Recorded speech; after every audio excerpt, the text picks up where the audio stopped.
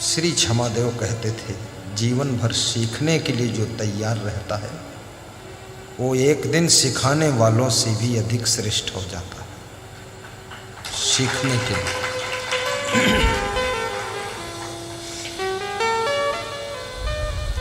और दुनिया में कुछ भी सीखना चाहो तुम्हें फीस देनी पड़ती। बढ़ईगिरी सीखो तो फ्री में थोड़े दिन तुम्हें रंदम चलवाएगा वो। ऐसे मजदूरी करो 200-250 मिल जाता है, पर बढ़ईगिरी जिसके यहाँ सीखने जाओगे ना कौड़ी नहीं देगा। 10-20 दिन तुमको ऐसे रगड़ेगा, बोलेगा सिखाने का पैसा उसी में कट जाएंगे।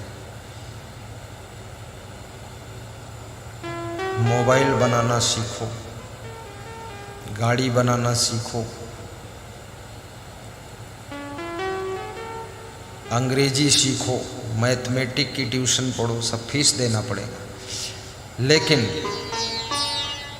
फ्री ऑफ कास्ट यदि कोई आपको सिखाता है तो वह माता पिता आपके हैं, वो आपके गुरु जी हैं जो आपको फ्री ऑफ कास्ट निःशुल्क 24 घंटे हर समय सिखाते रहते हैं, बताते रहते हैं। ऐसे बैठा करो, वैसे खड़े हुआ करो, ऐसे बात किया करो, ऐसे दुकान पर जाया करो, ग्राहक से ऐसे बोला करो, इस तरह काम किया करो, इस तरह बिस्तर बिछाया करो। एक सासू अपनी बहू को बहुत कुछ सिखाती है और बहू धीरे धीरे सासू के ऊपर क्रोधित होती चली जाती है कि 3 तिकड़म बतौती रहती हर समय। वो 3 तिकड़म बता रही। अरे वो सिखाते सिखाते उसका मुंह दर्द करने लग गया बोलते बोलते सासू का, और बहू को लग रहा है 3 तिकड़म। सीखने की जगह जिसके दिल में है वो व्यक्ति एक दिन अवश्य बुद्धिमान, महान, धनवान और विवेकवान, विचारवान, चरित्रवान, गुणवान बनकर ही रहता है। और जो सीखना नहीं चाहता है वो जिंदगी भर मूर्ख बनकर रहेगा। मूर्ख। और मूर्ख जो है उसको कबीर कहते हैं मूर्ख को सिखलाना भी गलत है। कबीर ने ये भी मना कर दिया कि मूर्ख के सिखलावते ज्ञान गांठ का जाए। कबीर कहते जो तुम्हारे गांठ में ज्ञान है, गठरी जो बंधी है ज्ञान की गठरी, वो ज्ञान भी चला जाएगा और उस मूर्ख के चक्कर में तुम भी मूर्ख हो जाओगे। क्यों? वो ज्ञान सीखना चाहता नहीं है, हठी है, जिद्दी है, क्रोधी है। मूर्ख के 3 लक्षण होते हैं, हठ करेगा, जिद्द करेगा, क्रोध करेगा, सीखेगा कुछ नहीं। तुम रोज बताओगे रोज उल्टा कर देगा। मूर्ख के सिखलावते ज्ञान गांठ का जाए। इसलिए जो बुद्धिमान विचारवान होते हैं वो मूर्ख को कुछ सिखाते नहीं। अगर मूर्ख बर्तन लेकर गिर पड़े तो देख लेते हैं, फिर नज़र घुमा लेते हैं। ये नहीं बोलते हैं कि संभल कर चलो, क्योंकि अगर ये बोल दें तो दोबारा उन्हीं के ऊपर गिर पड़ेगा वो। मूर्ख है, उसको नहीं बोलते कुछ। बोलेंगे तो लड़ाई करने लग जाएगा, जवाब देगा, तर्क वितर्क करेगा, प्रत्युत्तर देगा, रिप्लाई करेगा, बकवास करेगा। तो फिर समझदार व्यक्ति बोलता नहीं, हाथ जोड़ देता है। मूर्ख के सिखलावते ज्ञान गांठ का जाए। जैसे कबीर साहब बहुत मजेदार सा उदाहरण देते हैं, छोटा सा उदाहरण, एग्जाम्पल। क्या कहते हैं? कोयला होए न उजला जो सौमन साबुन लाए। कबीर साहब कहते हैं मूर्ख के चक्कर में जो पड़े वो भी मूर्ख है, ज्ञान गांठ का जाए। उदाहरण दिया कोयला का। कि कोयला में साबुन लगा लगा कर उसको उजला करना चाहे कोई कि इसको वाइट कर दूं, काले से ब्लैक से वाइट कर दूं, काले से इसको उजला कर दूं, तो साहब कहते हैं 100 मन साबुन खर्च हो जाएगा लेकिन कोयला उजला नहीं होगा। 100 मन पूरी पृथ्वी का साबुन रगड़ दो फिर भी वो कोयला उजला नहीं होगा। साबुन तो खत्म हो जाएगा पर उसका कालापन खत्म नहीं होगा। ऐसे तुम्हारा ज्ञान खत्म हो जाएगा, टाइम खत्म हो जाएगा, जिंदगी खत्म हो जाएगी, पर मूर्ख की मूर्खता खत्म नहीं होगी। इसलिए उसके चक्कर में मूर्ख के शिखलावते ज्ञान गाठी का जाय। मैनपुरी में एक सज्जन पति पत्नी दर्शन के लिए आए,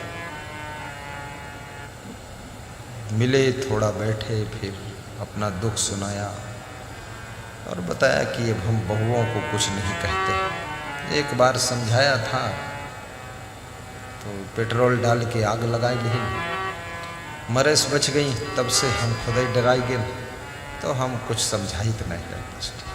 हमने कहा क्यों नहीं समझाती हो? कहीं ज़्यादा समझाई मरीन जी हैं फालतू, इसलिए जिंदा रहें तो ठीक है। तो लेकिन आपकी बहू बुद्धिमान नहीं है।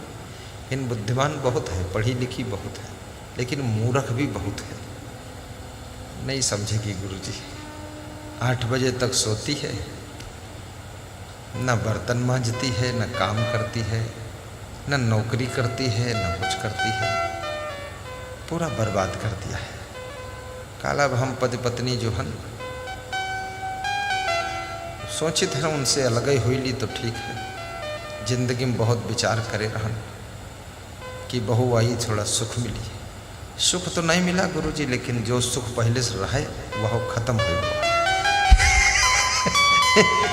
मूर्ख जहाँ आ जाता है, घर में आ जाए, आश्रम में आ जाए, बिजनेस में आ जाए, पार्टी में आ जाए, सबसे पहले वहाँ की शांति खत्म होती है। ये पहचान है, वहाँ की शांति खत्म हो जाए। अगर किसी गुरु के पास में मूर्ख शिष्य आ गया, एक ही मूर्ख शिष्य पूरी शांति खत्म कर देगा। कभी तो दाल की निंदा करेगा, कभी दाल बनाने वाले की निंदा करेगा, कभी मुंह ऐठेगा, कहेगा अरे सब्जी में हम नमक नहीं बना रहे, और फिर बोलेगा अरे भात नहीं पसंद आवा, मोट मोट चावल रहे।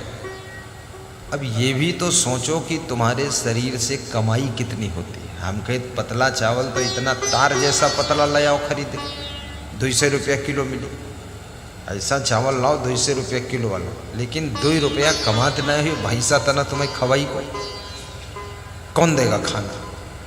हमारे चावल तो तार जितना पतला तार होता ना वैसा खरीद लो, अंगुली भर का लंबा खरीद लो और खूब खाओ, कौन मना करे? अरे चावल खाओ, चाहे दही खाओ और चाहे सोना चांदी खाओ, स्वर्ण भस्म बनाए खाओ, कोई मना नहीं। लेकिन मेहनत करो, धन कमाओ, आर्थिक उन्नति करो, तो खाने कोई मना थोड़े किए। और फिर अधिक खाने से तबीयत भी खराब होती है। संयम में रहो, और मीडियम स्वाद भी ठीक है। बहुत स्वाद के चक्कर में तुम रहोगे तो घर में भी लड़ाई झगड़ा करते रहोगे। अब इतना स्वाद कोई बना भी नहीं पाएगा रोज रोज।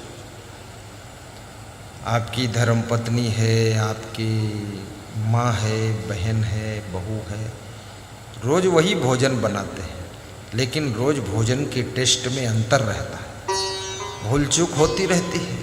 आइडिया से सब मसाला डालना पड़ता है, कहीं तनिक ज़्यादा पड़ गया तो स्वाद बिगड़ गया, थोड़ा कम हो गया फिर स्वाद बिगड़ गया, कभी तादाद भर पड़ गया स्वाद बहुत बन गया। तो खाने वालों को भी थोड़ा संतोष रखना पड़ेगा, तभी शांति मिलेगी। खाने वाले अगर संतोष नहीं करेंगे कभी शांति चैन नहीं मिलेगी। मूर्खता का काम छोड़ो। हर व्यक्ति को ये सोचना चाहिए कि हमारे शरीर पर इतना खर्चा हो रहा है तो हमारे शरीर से आमदनी कितनी हो रही है। ये विचार क्यों नहीं करते?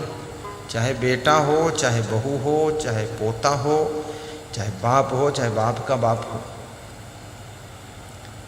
इतनी मांगे रखना। कितनी स्त्रियां अपने पतियों से इतनी मांगे रखती हैं जैसे सरकार से लोग मांग रखते ना, ऐसे मांगे। और कुछ मांगे पूरी हो जाती हैं तब भी खुश नहीं होती। मांगे पूरी होने पर भी जाती न आदते रोने की, बन गए हाथ के ठोस कड़े तो तगड़ी लाओ सोने की। बन गए हाथ के ठोस कड़े तो तगड़ी लाओ सोने की। बुद्धिमान स्त्रियां जो होती ना तो दिखावटी थोड़ा सा सोना वोना पहन लेती है, लेकिन सोने के बजाय वो लोहे की कार खरीदती है। सोना जब तुम कान में, नाक में, गले में पहनोगे तो सोना को तुम लाद कर चलोगे, और लोहे की कार जब खरीदोगे तो लोहे की कार तुमको, तुम्हारे परिवार को, तुम्हारी गठरी सामान वो सब खुद लाद कर चलेगी। अब चाहे तुम लदुआ बनो और चाहे गाड़ी ले लो तो उसमें लद के जाओ आराम से। अब बुद्धिमान अगर आप हैं तो गाड़ी लेंगे, हल्का सोना पहन लेंगे, और फिर विकास हो जाएगा तब थोड़ा ज़्यादा भी पहन लेंगे, कोई बुरा भी नहीं। लेकिन सबसे पहले ये विचार करो, यदि आपके पास में 10 लाख रुपए हैं तो ये सोचो ये पैसे कहाँ खर्च करें। इस पर आप विचार करिए, ये मकान बनाने में खर्च करें कि बिजनेस में खर्च करें कि गाड़ी में खर्च करें, कहाँ लगाएं पैसे, पहले कहाँ लगाएं। सबसे पहले पैसा वहाँ लगाइए जहाँ से पैसा रिटर्न हो सकता है, पैसे से पैसा बन सकता है। 10 लाख से 20 लाख बन सकता है। जब 20 लाख बन जाए तो उसमें से 10 लाख में गाड़ी भी ले आइए, मकान भी बनेगा। अब तुमने जो 10 लाख था उससे मकान बनाकर खड़ा कर दिया, अब पैसा तो फंस गया, मकान से कोई इनकम रिटर्न होनी नहीं। अब तुमको खाने पीने की तंगी आनी शुरू हो गई क्योंकि बिजनेस ठप पड़ा। पहला निशाना इनकम सोर्स पर तुम्हारा पैसा खर्च होना चाहिए। श्रम और समय भी वहां दीजिए जहां से इनकम सोर्स होता है। और श्रम करने की सामर्थ्य, समय का सदुपयोग करने की सद्बुद्धि और मनोबल, आत्मबल बढ़ाने की युक्तियां ये जहां से मिलती हैं वहां जा करके बैठ करके ऐसे प्रभु की वाणी को भी सुनना चाहिए जिससे हमारा मनोबल बढ़ता है।